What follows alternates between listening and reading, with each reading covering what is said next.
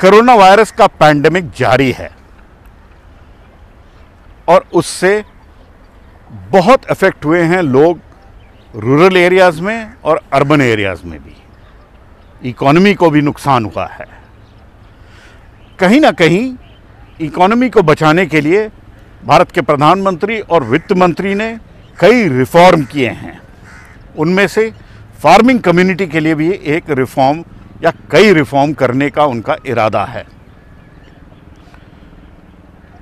भारत के किसान बहुत दिनों से मांग कर रहे थे कई चीज़ों की, वो अब शायद पूरी हो जाएगी। भारत के किसानों पे जब भी जिम्मेदारी दी गई है तब भारत के किसान ज़रूर आगे बढ़े हैं।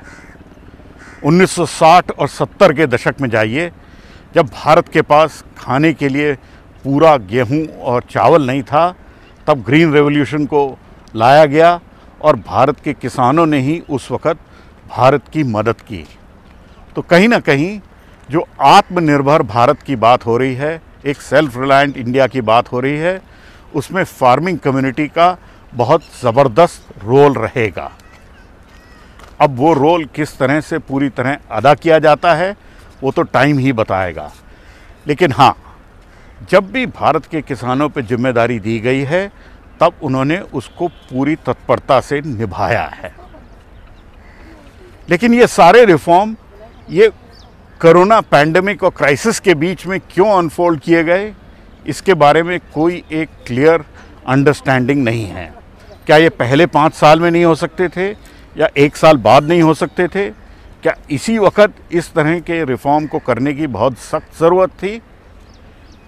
और क्या ये रिफॉर्म भारत के किसान एक्सेप्ट करेंगे? जो one nation one farmer one mandi की बात हो रही है, उससे उनको लाभ पहुंचेगा कि नहीं, ये तो आने वाला टाइम ही बताएगा।